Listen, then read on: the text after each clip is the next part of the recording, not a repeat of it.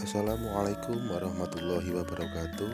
Ketemu maneh karo Ustadz Muji ing pelajaran basa Jawa kanthi materi prastawa budaya.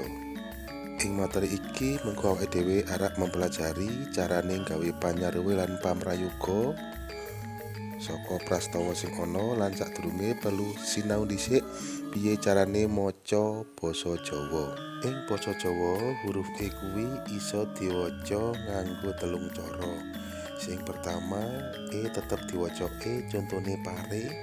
Sing nomor loro E diwaca E, contone kebo, bandeng, kedah. Lan sing nomor telu huruf E diwaca E, contone yaiku bebek. Ing sakbajute huruf O bisa diwaca kanthi rong cara.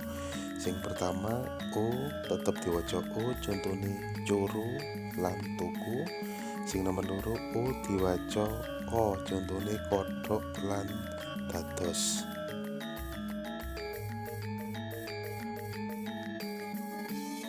Lan saiki contoh penggunaan aksara dha utawa DH. Sing pertama gedang. Yen ora nganggo H diwaca gedang. Terus gendeng, yen ora nganggo H diwaca gendeng. Terusane dondong, ora nganggo H diwaca dondong. Terus kadal, ora nganggo H diwaca kadal. Padang, ora nganggo H diwaca padang. Lan dodol, ora nganggo huruf H diwaca dodol.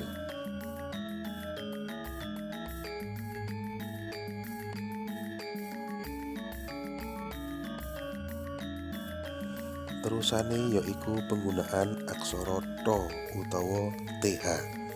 Contone kentongan, ora nganggo H diwaca kentongan. Terus bathuk, ora nganggo H diwaca bathuk. Kathok, ora nganggo H diwaca kathok. Kotak, ora nganggo H diwaca kotak. Lan kentang, ora nganggo H diwaca kentang. Lan saiki ana huruf sing macane beda karo huruf asline. Sing pertama huruf A malih dadi O, contone para, saha, monggo, kula lan sedaya.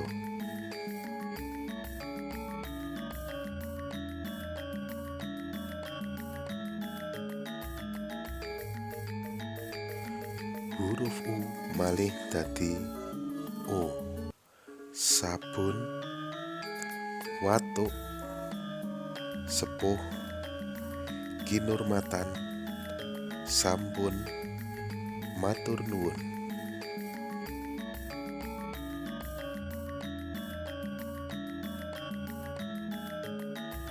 Huruf I diwaca E, contone pitik, sakit, ingkang, paring, ing.